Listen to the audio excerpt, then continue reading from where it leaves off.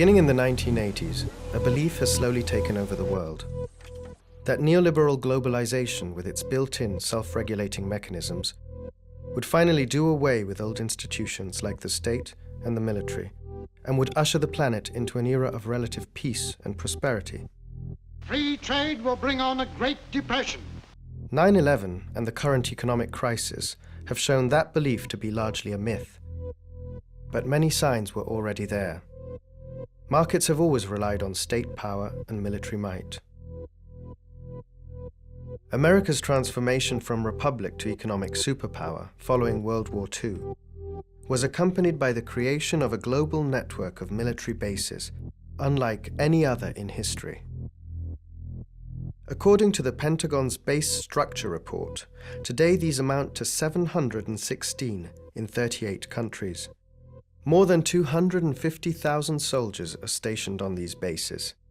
In addition to this, the US has a military presence in 110 countries around the world.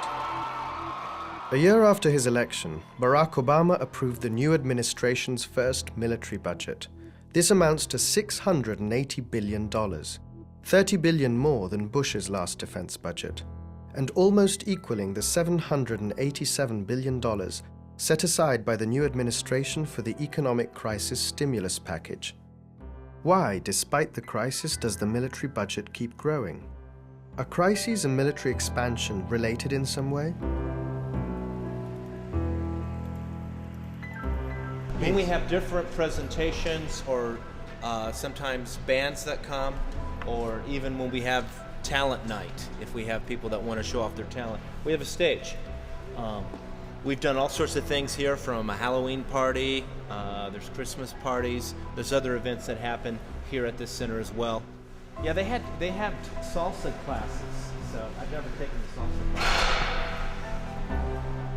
In the early 21st century, military bases, the network of military bases all around the world, forms the new empire that the United States is trying to build. When you look at the Pentagon's website and their public information, they acknowledge having somewhere over 700 military bases scattered among about 130 countries. That's astonishing. That's astonishing. Most Americans have no idea. There are more than 250,000, more than 250,000 U.S. troops stationed on these bases all around the world. It's not illegal to tape, but I gotta respect the manager's point of view. Those are the movies that we have, and the movies are free. The unit of empire in the classic European empires was the colony. The unit for the American empire is not the colony, it's the military base. Bases are the empire. They're the point of projection of power and expansion of power. Most people don't understand that the bases exist, don't understand the functions of military bases, and it's frankly, it's much easier for people to engage with things like an atrocious war in Iraq, the question of torture, things that immediately outrage them. These are internet stations where soldiers can not only check the internet, but they also have the capability of doing webcams back home. You can go in. To focus on war and not war preparation is to simply shovel after the elephant. One has to look at the war preparations that are going on around the world, which military bases are central to. If one doesn't pay attention to that, then again, we can only deal with the symptoms, which is warfare. There's a saying that goes, when soldiers come, war comes.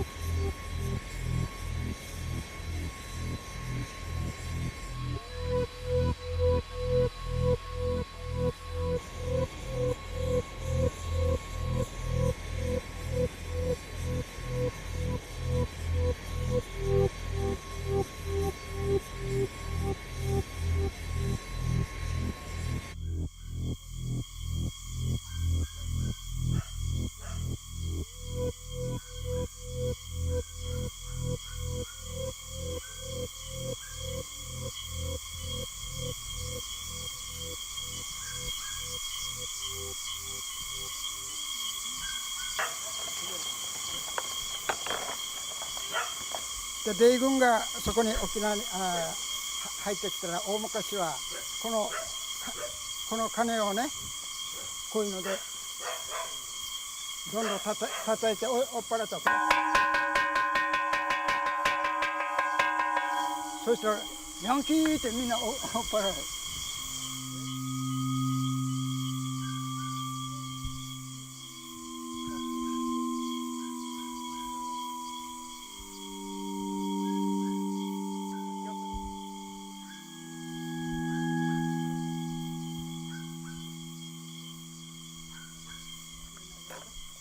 これ米軍基地というのは土地だけ奪ったんじゃなくして人の命も奪ってね文化も歴史もみんな奪ってるわけだからこれは許してならん。で世界の平和のために基地を使うとか言うけれども朝鮮戦争っていうのがあったでしょ。ベトナム戦争あるいはイラクそこら辺をよく見ると必ず人を殺してるわけね。で人を殺すために自分たちの土地が使われるのに非常に心が痛い。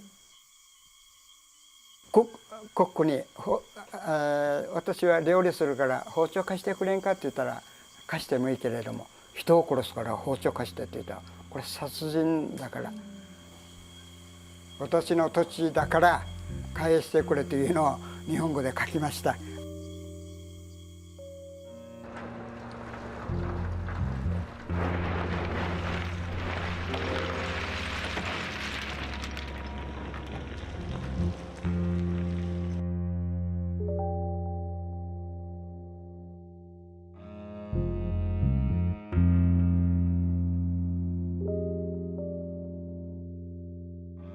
World War II marked the birth of America's global empire of bases. For Germany, Italy, and Japan, the defeat was followed by the establishment of a permanent American presence that continues to this day. Nowhere is this clearer than in Okinawa, a little island south of the Japanese mainland, which after the war remained under US administration until 1972, when the island was returned to Japan. In those years, the US established dozens of military bases on the island. Today, along with South Korea and due to its proximity to China and Taiwan, Okinawa still represents America's military stronghold in East Asia. The island hosts 38 US bases, which house a force of 35,000 soldiers.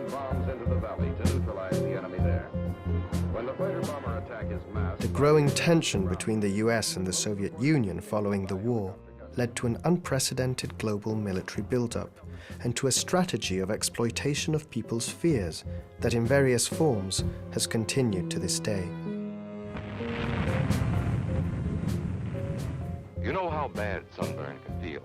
The atomic bomb flash could burn you worse than a terrible sunburn, especially where you're not covered. In those years, America expanded into new territories, first and foremost South Korea, which still hosts 26 major US bases. But not all new bases were the consequence of war. Some were the result of simple power politics. Such is the case of Diego Garcia, a small island in the Indian Ocean, part of the British Overseas Territories, whose inhabitants got caught up in the global power struggle.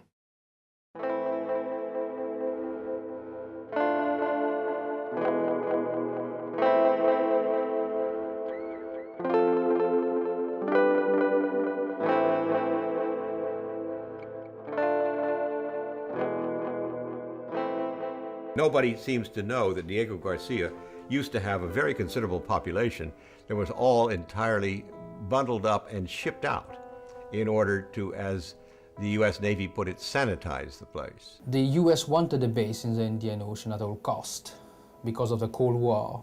Diego Garcia has a most wonderful, lagoon that would really be the ideal place for a base.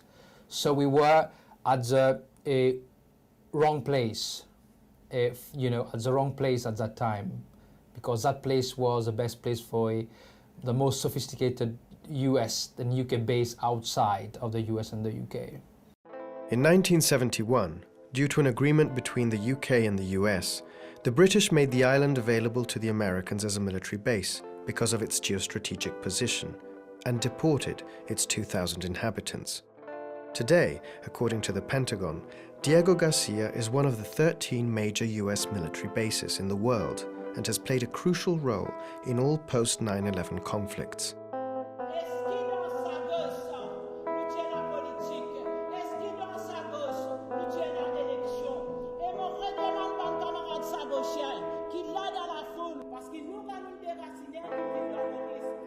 The Diego Garcia exiles today live scattered between Mauritius and the United Kingdom, where for years they have been fighting a legal battle to return to their island. In 2008, though, the House of Lords overruled all the cases previously won by the islanders, which upheld their right of return. Oui, je pense que le gouvernement américain, s'il est responsable, il aurait dit quand même, il savait très bien qu'il y avait des gens qui vivaient sur ces îles, étant donné qu'il voit tout ce qui se passe dans le monde. Je ne pense pas qu'il n'a ignoré que nous étions à Diego Garcia. We had to suffer exile for defense purposes. And we paid that price, and that price is to be exiled from your homeland for the defense of the West. To a substantial degree, in one form or another, socialism has spread the shadow of human regimentation over most of the nations of the earth. And the shadow is encroaching upon our own liberty.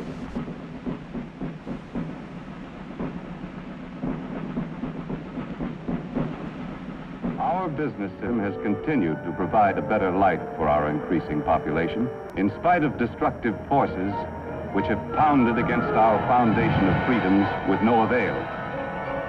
However, wars, or the threat of wars, interrupt the normal operations of our competitive business system. I was certainly a Cold Warrior. I thought that the Soviet Union was a menace. I still do.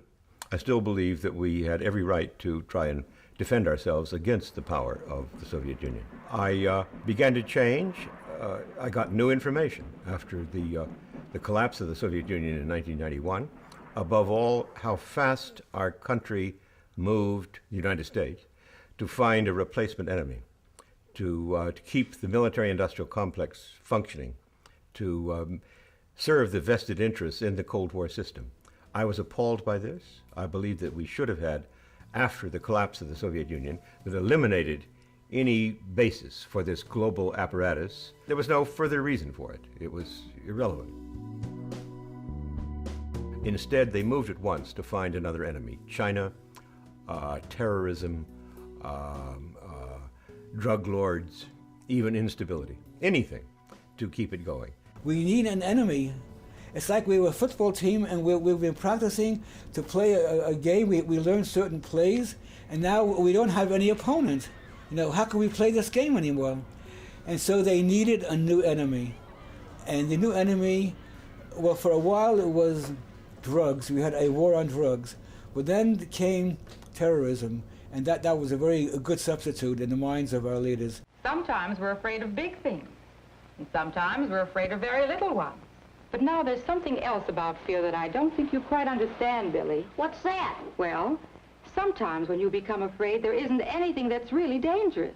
Sometimes you think things are dangerous when they're not. John Stockwell, former CIA agent, wrote, I think, a very prescient book called In Search of Enemies, in which he identified different eras in the U.S. society where the propaganda machine was geared up to identify a particular enemy of the moment, in order that the U.S. public would support a military buildup or support a particular war. So I think today we have, for instance, Chavez in Venezuela, who really hasn't worked out too well as an enemy. So I think they really had to go to Ahmadinejad in Iran. Before that, it was Ortega in Nicaragua and Khomeini in Iran.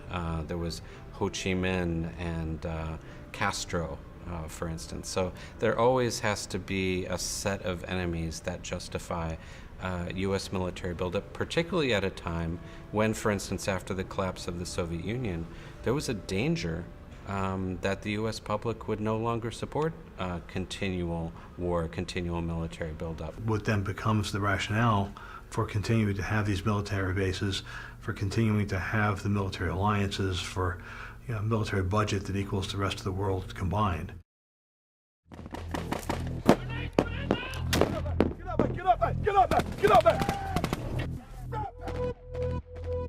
What a worldwide network of bases means that you have at your fingertips, if you are the Emperor of the West, the means of perpetual war.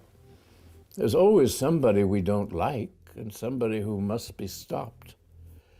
Perpetual war for perpetual peace is being the American dream.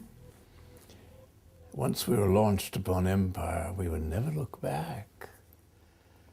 And we would always find a pretext to attack an enemy.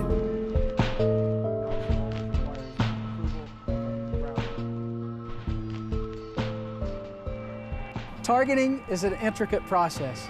Many things are considered. We have advanced weapon systems with precision munitions, and we take care in matching the appropriate ordnance to produce the desired effect on a target. The foundations for the New World Order were laid in the Middle East in 1991. Following the First Gulf War, the US established a permanent military presence in the Middle East, much like it had done 50 years earlier in Europe and East Asia. The true consequences of this policy would be seen only 10 years later. In 2001, Osama bin Laden cited the US military presence in his homeland, Saudi Arabia, as a reason for his hatred of the United States. In a curious twist of fate, though, the 9/11 attacks and America's military response paved the way for the birth of new military bases in Iraq and Central Asia, first and foremost in Afghanistan. The Pentagon's base structure report doesn't include the bases present in war zones or those considered politically sensitive, such as the ones in Israel. The actual number of US bases around the world is thus much larger than the 716 admitted by the US government.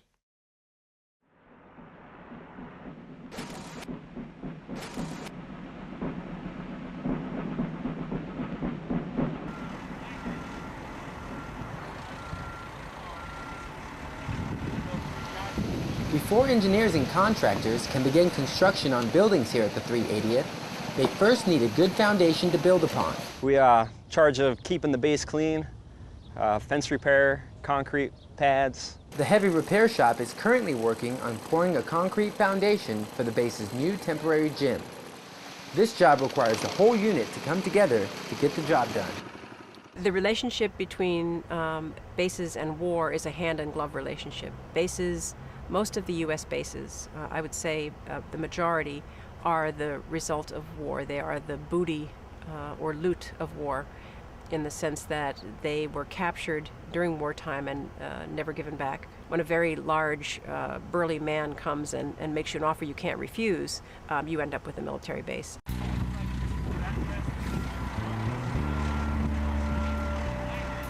One of the main reasons the U.S. intervenes in various parts of the world is to add bases. Now, for example, following the U.S. bombing of Iraq in 1991, the United States wound up with military bases in Saudi Arabia, Kuwait, Bahrain, Qatar, Oman, and the United Arab Emirates. Following its bombing of Yugoslavia in 1999, the U.S. wound up with military bases in Kosovo, Albania, Bulgaria, Macedonia, Hungary, Bosnia, and Croatia.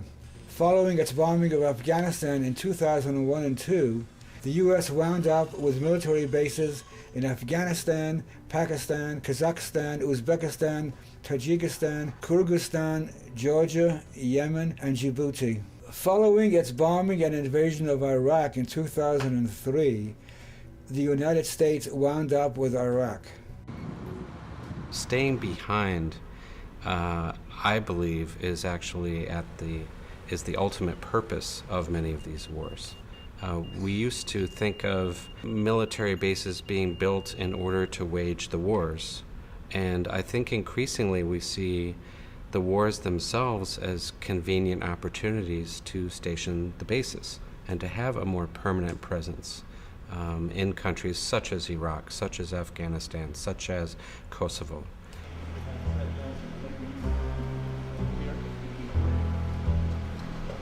Also have some freeways.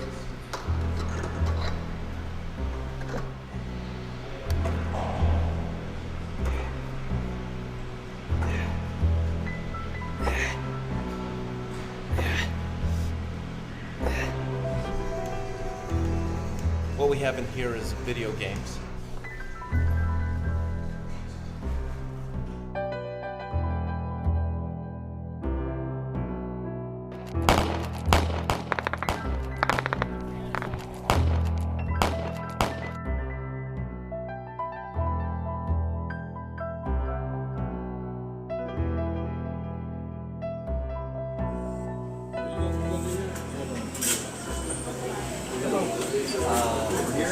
Number 9 and Diet Coke.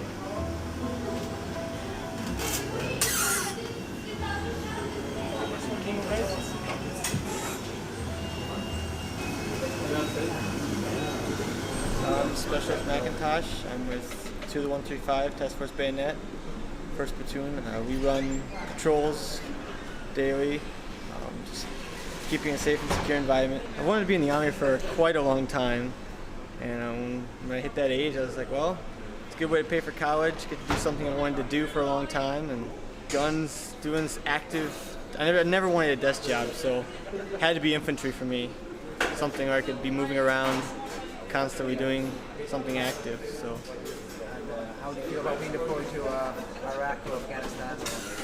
I'm nervous, but I'm ready. If I get called to go, I think it'd be another exciting experience for me. Find the baton! Find the baton! Find the baton! Time to start!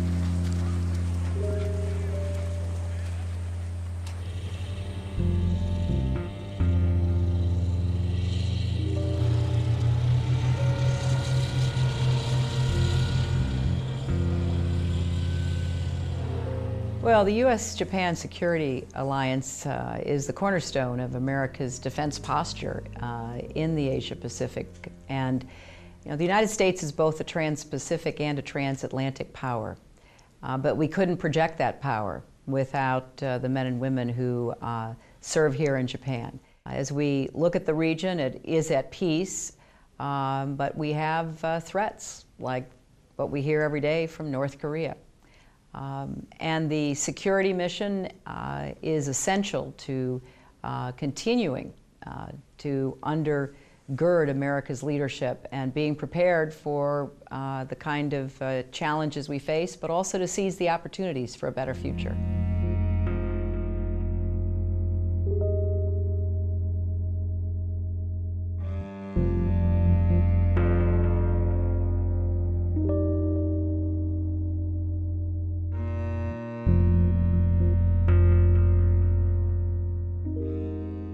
In 2009, after years of local protests, US Secretary of State Clinton signed an agreement with the Japanese government to move the 8,000 troops stationed in the Futenma Air Base to the island of Guam, a US territory. The move, though, is tied to the construction of a new airstrip on the eastern coast of Okinawa, in Henoko Bay. The project follows the decision to expand the Jungle Warfare Training Center in Takai, further north. In short, the US has agreed to return some land to the locals, but only if they accept to give up more land elsewhere on the island.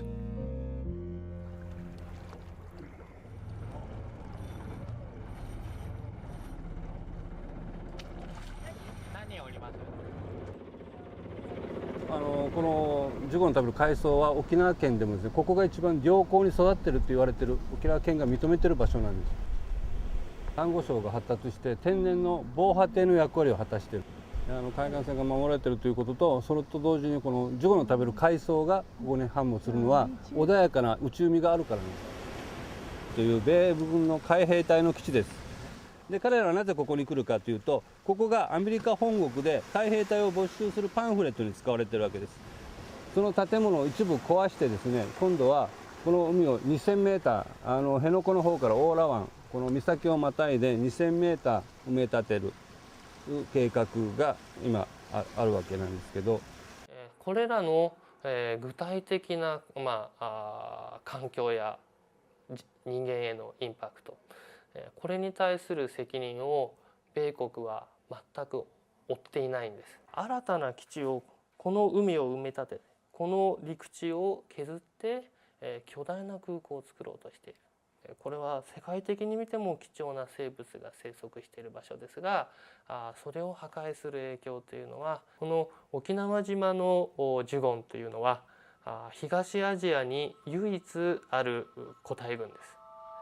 孤立した個体群でわずか50頭以下しか今では生きていないと言われています。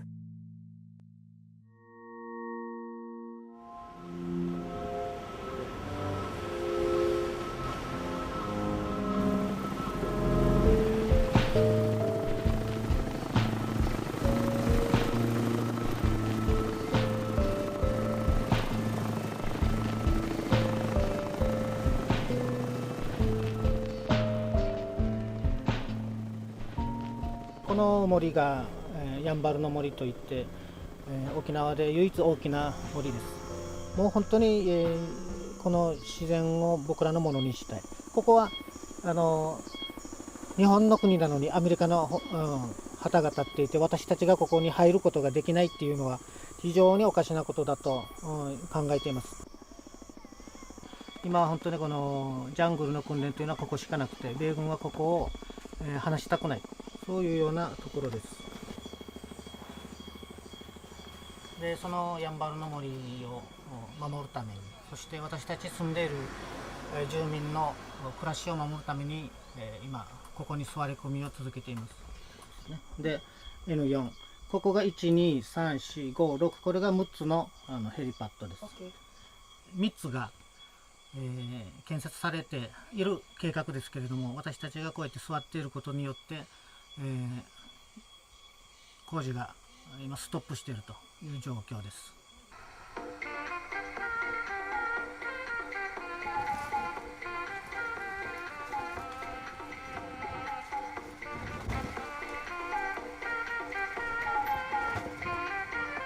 キャンプ宿泊の前で1年間朝から11時ぐらいまで、5時ぐらいから11時ぐらいまでですね、ノーニューベースという看板を持ってずっとやってたこともあったんですけども、その時にやっぱりね、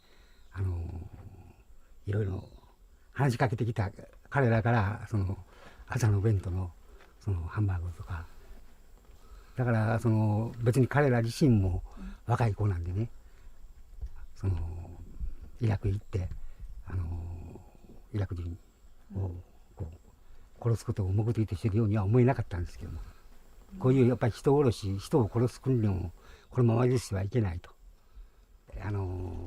そのことをなんとか妨げる行動をすればここに4つは作られないと、もう年ですから、だからこれずっと座り込んでるということです。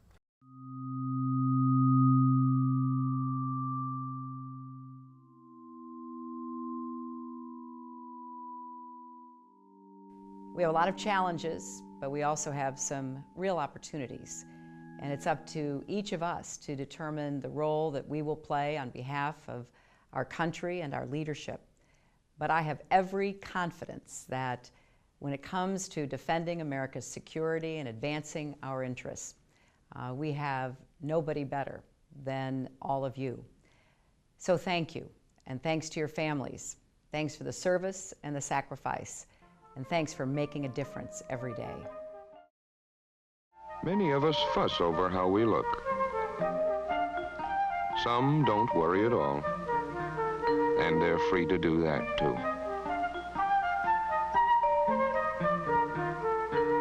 But only because others shape up, step forward, and serve our country.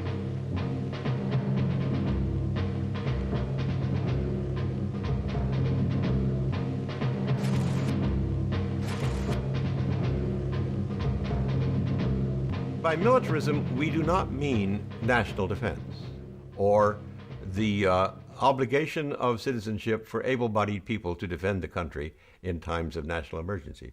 We mean a way of life, a way of making a living, an ideological position.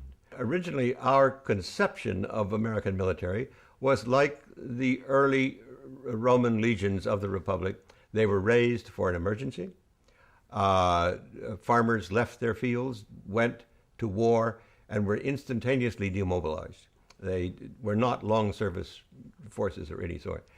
As the Roman Republic slowly, inadvertently, thoughtlessly acquired themselves an empire, they began to realize they needed standing armies. Something like that happened in America after World War II, as we began to build an arms industry and an apparatus to support a huge standing army that subtly altered the political structure of the United States. The authors of the U.S. Constitution made a strong point that the military had to be under the control of civilian leadership, that they always would present a threat to democracy because they are not a democratic institution, they're an authoritarian institution themselves. And so in general, when military institutions become more powerful, their hierarchical values, their authoritarian values come to dominate. And the claims of national security come to be seen as trumping the claims of democratic decision-making. This takes us back to probably the most famous warning in the history of the United States, George Washington's farewell address that used to be read at each opening session of Congress, and that is that the great enemy of republicanism, of Republican liberty, is standing armies. Standing armies destroy federalism. They bring power to Washington, D.C. They require more wealth in order to maintain these armies. These are long service armies, 20 years or so. They have to be taken care of when they become redundant. Things of this sort. It alters the power picture radically, and that's, of course, what ultimately brought down the Roman Republic. Attention all bases, attention all bases. This is Iron Hand. This is a SAC alert.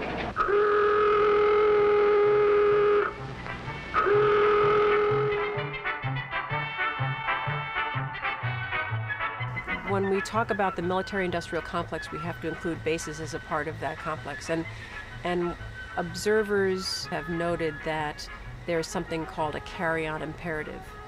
And the carry-on imperative is that institutional momentum, and it's based in part on profit, particularly when you privatize. There's a profit motive for these corporations who are helping to build and run the bases and provide the weaponry that is then stored at those bases. There's a huge number of corporations who are profiting by all of the equipment and the operations that go on. To protect the future of America, the defense techniques of tomorrow had to be discovered now. They were discovered in electronics. That is how SAGE and bursting computers into military service. Electronics for combat use means new concepts, new tools, new weapons. You are listening to the heartbeat of the SAGE computer. Every instrument in this room is constantly monitoring, testing, pulse-taking, controlling. Who owns this place? Who owns General Electric? They make atom bombs. Well, how do they get the money to make them? And who's giving it to them? And why? To protect us from what? These are all questions that somebody like Obama should have been asking himself. It just didn't happen, the empire. It was designed. And those bases just came along like, you know, some terrible cancer.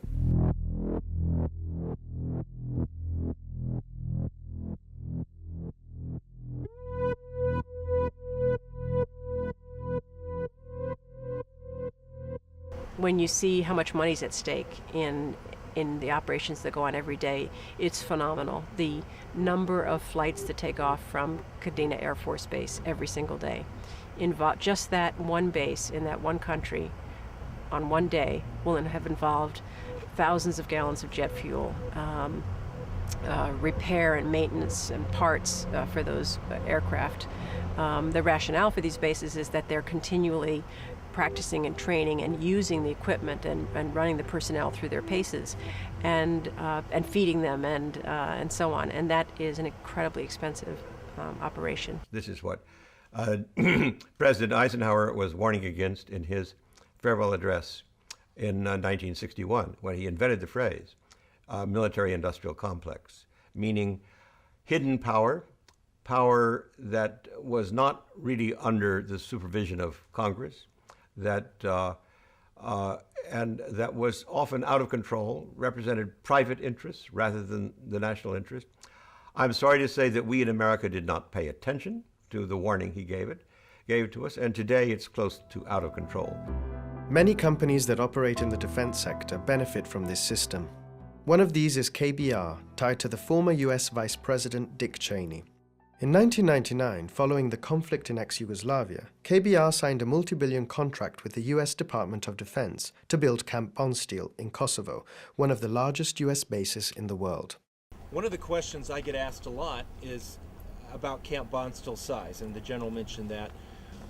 People ask me if Camp Bondsteel is the largest military installation in Europe for the United States. The answer is no. This is certainly a good base and able to support the mission that we have here and the troops, but as you can see, it is designed not to be permanent, and should the time come that it's time for us to leave, we could pack this up and bring the buildings down.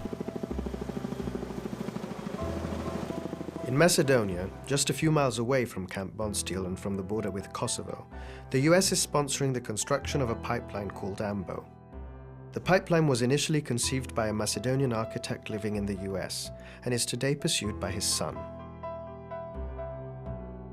My late father was a designer-builder, an architect of luxury contemporary estates in New York State and Connecticut State in America. And he used to get this question a lot. What do you know about building a pipeline across 3 countries halfway around the world? And his answer was, look at the complexity of the houses I have designed and built, and then ask yourself, what is so difficult about digging a hole in the ground and putting a piece of pipe in it? And the answer, of course, is it's not difficult. What's hard about it is the politics. That the AMBO project seeks to move between 35 and 45 million tons of oil per year for about $1.30 a barrel from the Bulgarian Black Sea port of Burgas to the Albanian Adriatic Sea port of Lori. The fact of the matter is, even at $1.30 a barrel, it's a profitable pipeline and cheaper than going through the Bosphorus Straits.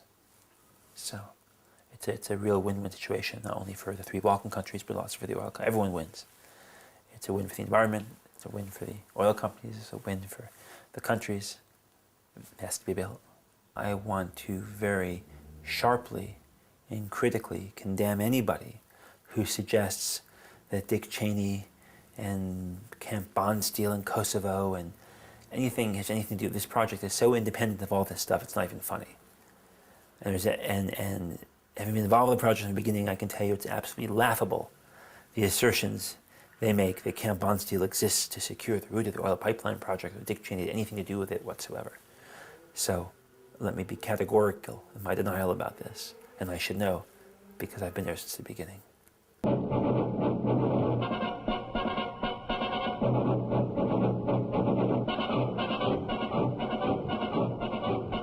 KBR, though, did not only build Camp Bondsteel.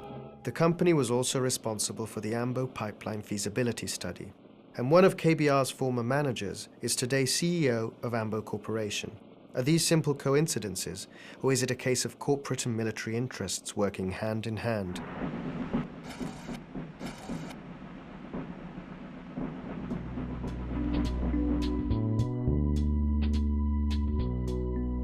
The United States consumes 1/4 of the world's oil every day. More than any other country, far more than any other country. The U.S. Department of Defense alone consumes as much petroleum as Sweden does on a daily basis. That's a huge amount that has to be procured day in, day out, 365 days a year. To safeguard that oil, the United States must have some capacity to protect it. And in this country, that job has been given to the military. And the military must have bases, naval bases, Air Force bases, and Army bases in the areas where the oil is located or along the supply routes. if you look at the map collectively, there's an almost contiguous string of US military bases from Poland to Pakistan in this really strategic middle ground between the emerging economic competitors of the United States, the European Union on one hand, and China and Japan on the other. The U.S. has a formal policy of maintaining military dominance of the Persian Gulf area. It's called the Carter Doctrine. After President Jimmy Carter, he said, protection of the flow of Persian Gulf oil is a vital interest of the United States, and to protect that flow, we'll use any means necessary, including military force. To that end, he said, we will need military bases in the Persian Gulf area, and he established military bases to support this policy of protecting the flow of Persian Gulf oil. And then wars were fought as well in line with that policy. East and West are united in pioneering a new frontier of progress, serving the interest of the Saudi Arabs, serving the interest of the United States, and demonstrating the vitality of the American system of free enterprise. A system which, from this new frontier, is pumping into the trade of the world oil, one of the materials that is making a truly great contribution to our modern civilization.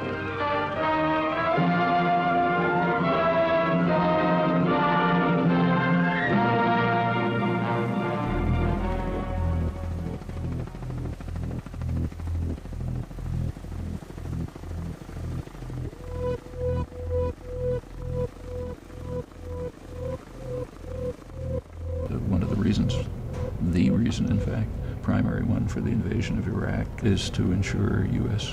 control over the major energy resources of the world. The embassy that's being built inside Baghdad is a city. It's like no other embassy in history or in the world.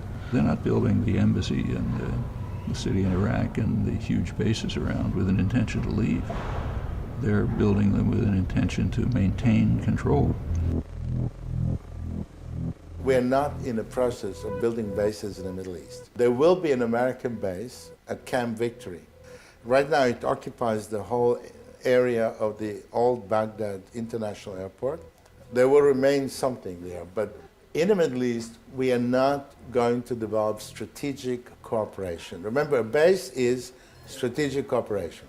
The model in the Middle East is you got bad guys. So with bad guys you don't sit there. You may bomb those countries, but you don't base there. The base I was located on was at Forward Operating Base Warrior in Kirkuk, Iraq, and while I was there, they had a brand new gymnasium built. They were in the process of starting a new dining facility. We had, Burger King, Pizza Hut, we had our own coffee shop. It really became a joke there was no qualms. People knew that, if you're continuing to put this much money into things and you've got contractors who've been here for, 3 years, 4 years, they just follow the military around wherever they go, these aren't things that I can see the U.S. government just, up and leaving and abandoning. I mean, that's a lot of money that they put into some of these forward operating bases in Iraq.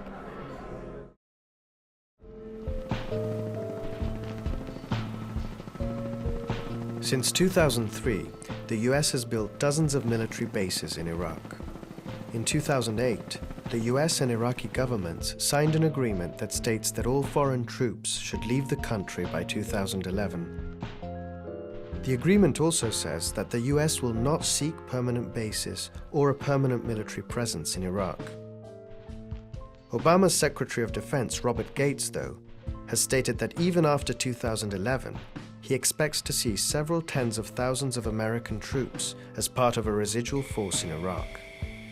Hence, many fear that Iraq may be used as a launching pad for future wars in the region. Often, in fact, bases created in response to an imminent threat have ended up becoming permanent. Diego Garcia, for example, born in the context of the Cold War, is still operational and has played a crucial role in the Iraq War. 3 familles, me, my dad, and Francesca. 1 bedroom. Très malheureuse. Okay.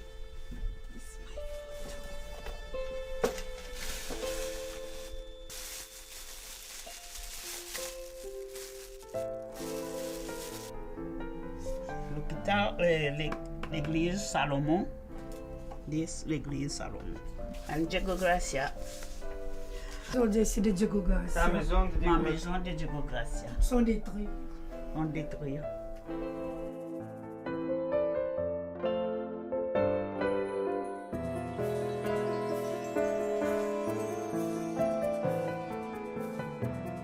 Our children are asking, where were you born, Mom? What is your name? What was the country? What were you doing on this island? And when they think about strangers are staying on these islands and it's not them, it's not for them anymore.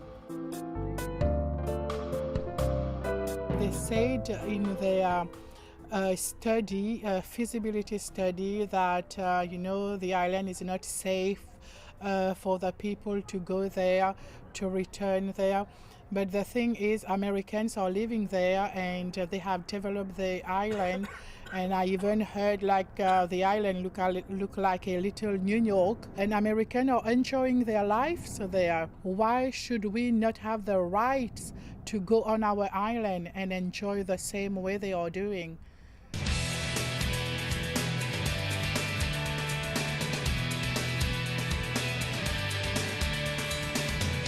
Known by many as the Navy's best-kept secret because of its remote location, Diego Garcia is actually home to about 3,000 residents at any given time.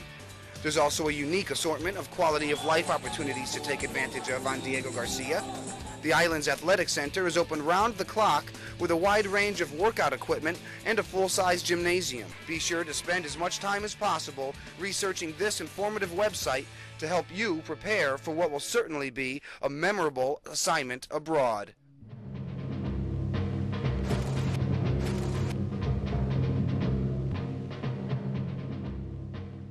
When you try and think about who should be held accountable for the violence that's waged from U.S. military bases, I think there's plenty of responsibility to go around. It begins with U.S. elites who make plans without consulting the people of the United States about where these bases are going to go, and the elites of the countries in which those bases are located who make the decision to comply with the U.S. requests for basing without consulting with their people. And in fact, there have been many critiques of the ways in which decisions are made between lower level functionaries, and in other words, that agreements are made that bypass the formal political structures of a country. By hosting U.S. bases, countries lose their sovereignty in a number of ways. For example, questions of crime. In Korea, a U.S. tank ran over 2 schoolgirls who were on the way to a birthday party, right? These soldiers who were in the tank or their officers, no one was held accountable. You can do a very interesting kind of study in terms of the thickness of the SOFA, the Status of Forces Agreement. This is what's negotiated between the United States and so-called host nations.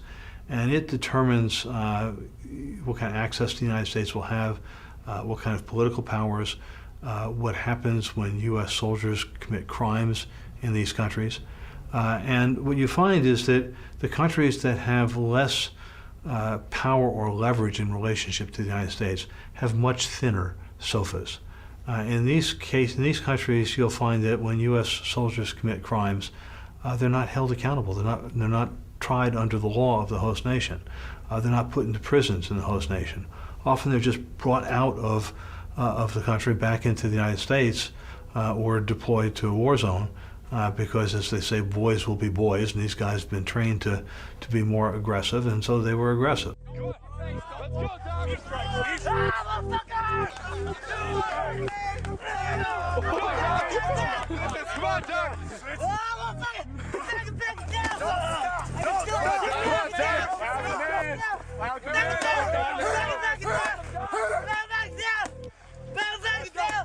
pumped, man. You're like shot up with steroids, you know? I mean, you're working out every day, man. You got guns, you got stuff, man. And so when you leave off the base, man, I mean, you're feeling pretty good about yourself, you know? I mean, you're feeling like you're a tough guy. You could kick anybody in the butt. So coming into town with that sort of attitude and getting kind of drunk, and then somebody looking at you the wrong way, you know, you just knock the hell out of them, you know? And, you know, you're a soldier, you're a Marine. I mean, they like that stuff. The military likes that stuff. They may say, well, we don't want our guys breaking local laws and causing problems for the local people. Bull crap. That's garbage. I mean, if that's the case, then you don't let us off the base. You let us off the base, there's going to be issues.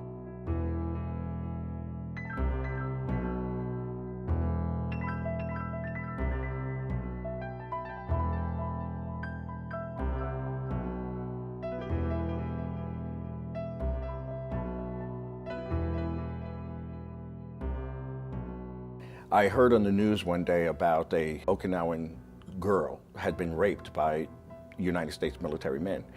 And I was very upset over this because I remember how we sort of treated the Okinawan people when I was here as an 18-year-old. And eventually some peace activists got in touch with me, and they had a contact here in Okinawa. And when they found out that I had been stationed here, they let the anti-base people here know that there's an ex-Marine who was stationed here who's doing peace work now in America. And so they invited me to come back to do a week of lectures.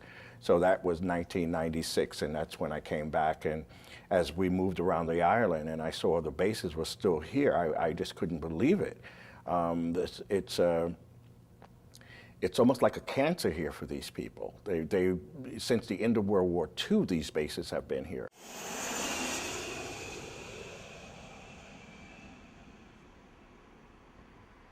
When I came here in 1966 to go to Vietnam, I don't even remember Okinawan people.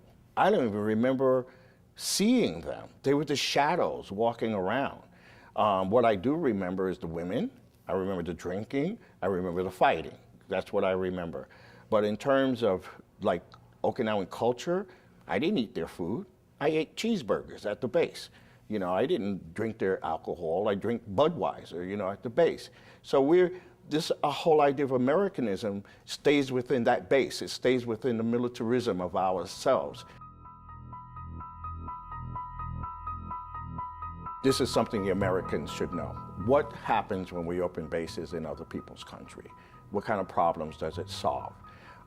Or does it cause more problems? And I think it does. I think people get really angry, you know, at this idea that we are policing the world. We have a right to put bases anywhere we want. We don't have foreign bases in America. We don't have any British base. We don't have any Korean base. We don't have any French bases, or, you know, we just all American bases. And for us, our bases are fine. The noise is our noise. It doesn't bother us at all because they're our bases. But for other people, it's a real problem.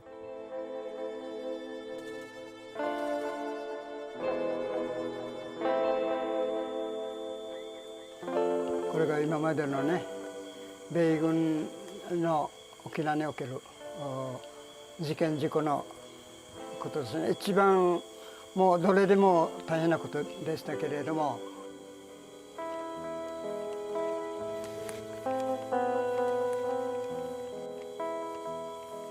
でこれ時間がないので多くは書いていませんけれども。No camera. No. No. 邪魔なんだよ。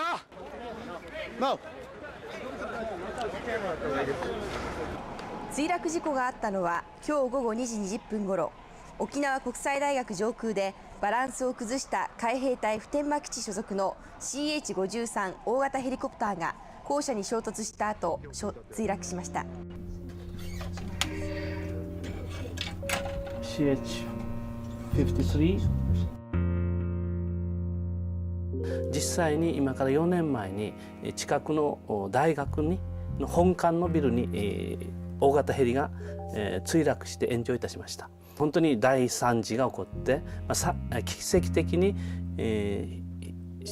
人的な被害、死者はいなかったんですけども、普天間飛行場はこのように住宅に囲まれてまして、アメリカ軍の基準から違反してるんです。多い時には1日に40回の離発着がありますから、それらのものすごい飛行機の音が、市民の生活をいわゆる破壊をしております。あと一つは、これらが飛んでるところが市民の住宅地の上空の上を飛んでるので、墜落の危険性、つまりいつ起こるかということでの危険性を感じています。あんま変わらないよね。殺していいかしら。超頑張ってるちっちゃい子たちみたいな。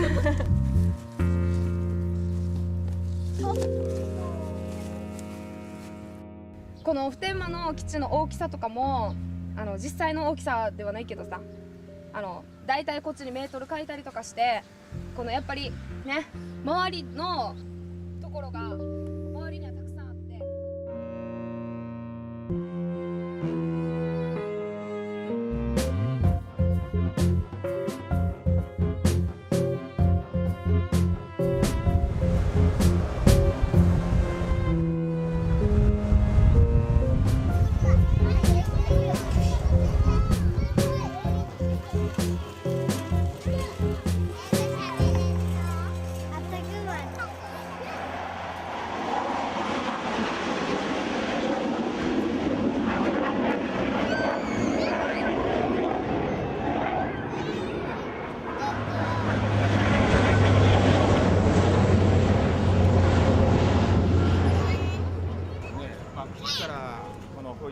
300メートルも離れてないところにあるんですよ。で、ここはって言って飛行機が離着陸するところなんですよね。ですから特に低空飛行で飛行機が飛んでくるんですよ。で、本当にヘリコプターなんか人の顔が見えるぐらい近づいてるんですよ、低空飛行。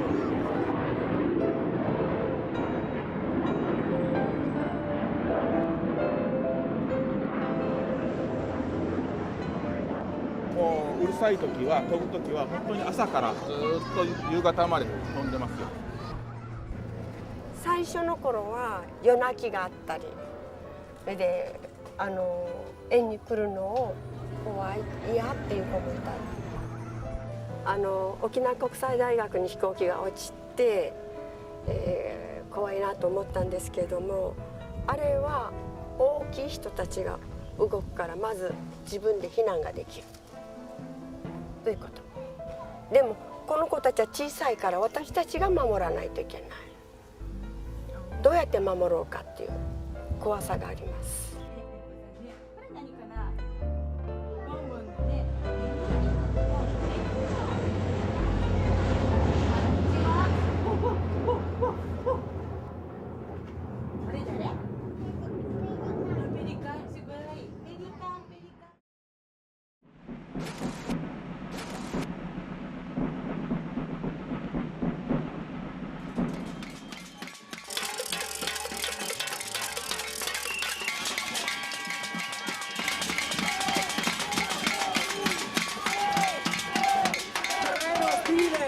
Perché sappiano che Vicenza non accetterà altre basi militari, ma non accetta neanche di vedere meccanismi di morte sui propri territori.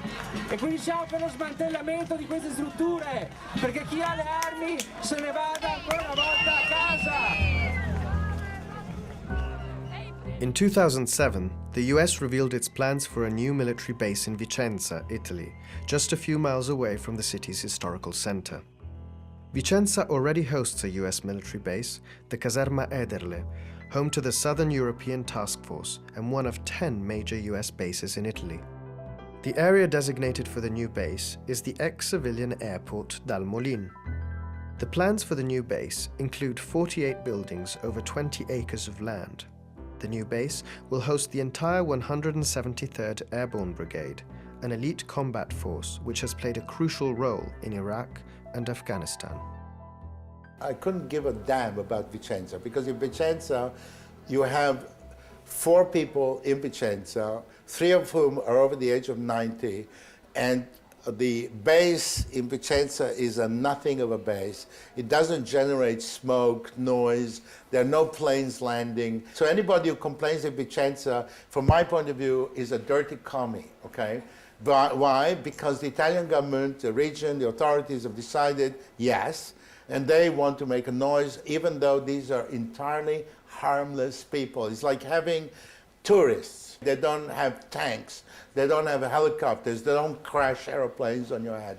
So it's purely ideological and negativist by a bunch of people who don't do anything and are worthless.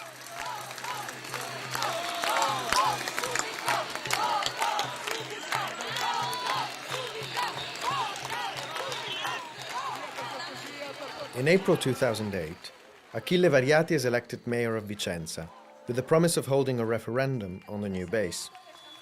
It is set to be held on October 5th, but just a few days before, the Italian Supreme Court blocks the referendum.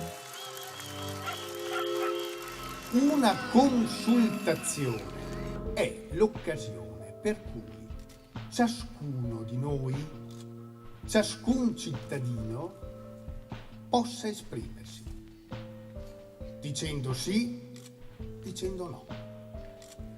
Tutti! Un diritto dato a tutti. Cosa c'è stasera che non va? È che a Roma qualcuno ha tolto a tutti il diritto di parlare.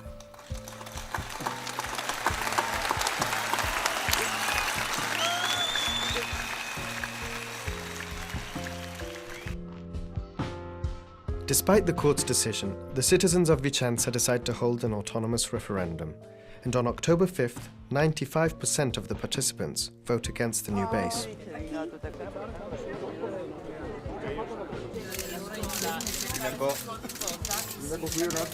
A me gli americani non stanno bene e lo vengo a esprimere qua, perché è quasi 70 anni che è finito la guerra, abbiamo ancora qui le truppe di occupazione. Despite the clear opposition of the people of Vicenza, though, the Italian government gives the US the green light to go ahead with the new base. It's not unusual for the normal democratic process to be subverted when it comes to military bases. Most bases are in fact covered by secret treaties between the US and host nations. In Italy's case, this is the 1954 US-Italy bilateral agreement, never made public nor ratified by the Italian parliament.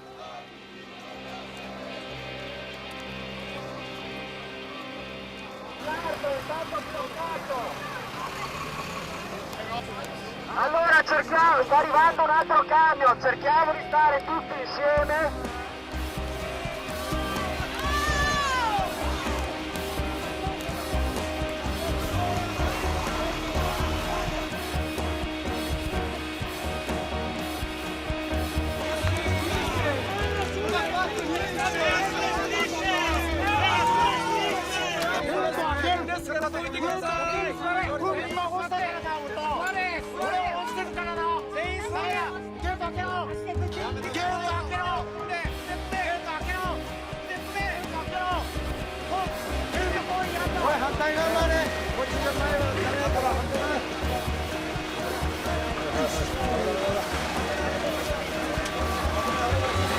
俺たちが体止める理由わかる？こんな気持ちあなたにわかる？しかしな僕らこんなにな日本政府やアメリカ政府にいじめられてきてもな、俺たち沖縄の人がなアメリカ人をこの歴史の中で殺したことがあるか、殺めたことがあるか、婦女暴行されな、ジェット機は落とされな、ヘリコプターは落とされな、この基地はそういう基地でしょう。この60年の苦しみをな、それに耐えてきているんだよ僕らは。あなたは任務かもしれないな、我々はここでの歴史的な任務だよ。次の世代にこのような歴史を与えない。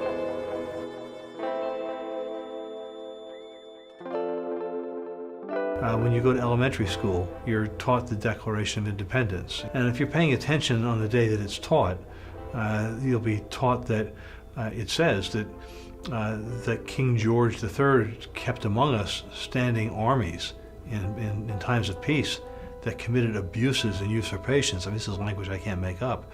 That this was a reason to declare independence from Britain and even to go to war.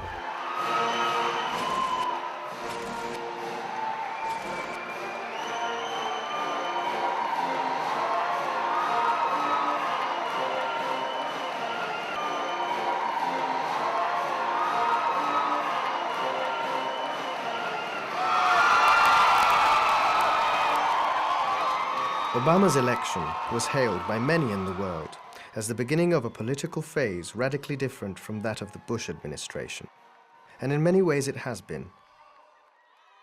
But the ever-growing military budget, the escalation of the war in Afghanistan, the uncertainty surrounding the fate of the US bases in Iraq, and the plans for new military bases in a number of countries show how hard it is for this or any other president to challenge those policies that benefit the military-industrial complex and perpetuate US hegemony over the rest of the world.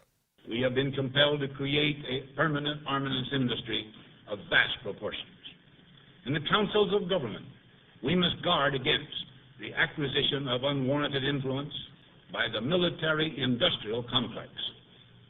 The potential for the disastrous rise of misplaced power exists and will persist. In 1961, US President Eisenhower warned the world against the threat posed by the growing commercial interests of the arms industry, with its continuous need for new wars to survive. Today, 50 years later, his warning sounds more urgent than ever. The US must now choose. Will it destine the country's dwindling resources to strengthen social and democratic institutions, or will it continue to fuel this parasitical complex that by definition can only produce new weapons and new wars?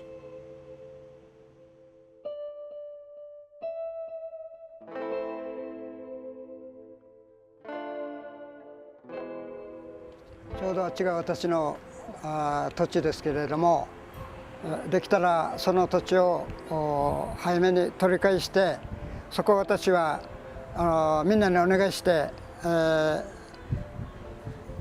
大根を植えようと思っています。そうしたら5、6列植えるだけで120万本の大根ができるわけだから、沖縄の人たちにみんなに無料で配ろうと思っています。そして平和のためにこの土地は利用しようと。展望を持てば道は開けていく。展望もない奪われてもやむを得ないと混乱したら世の中は良くならんわけだから、我々が夢と希望を持って本来人間の生き方をじっくり、あらゆるところで訴えれば必ずこう道は開けると私は思っている。だから別に何ら気張るというか大きな声を出していいんじゃなくて、ここできっちり一つでもそういうのに抵抗していくと。だからあくまでレジスタンスですね。あれじゃなくてテロじゃなくてレジスタンスで考えてます。Si nous étions des terroristes, nous serions essayés d'attaquer. Nous ne sommes pas des terroristes. Nous ne sommes pas contre de la base à Diego Garcia. Si c'est fait pour le bien du monde, il n'y a aucune raison pour que nous soyons contre. Et pensez au moins à nous.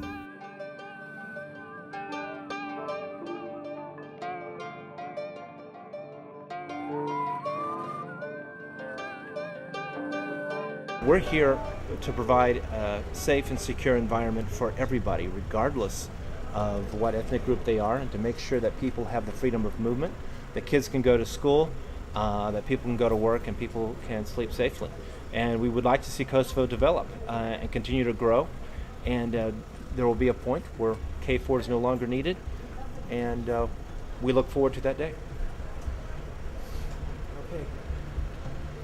Any questions? Anything else? Did you get everything you needed?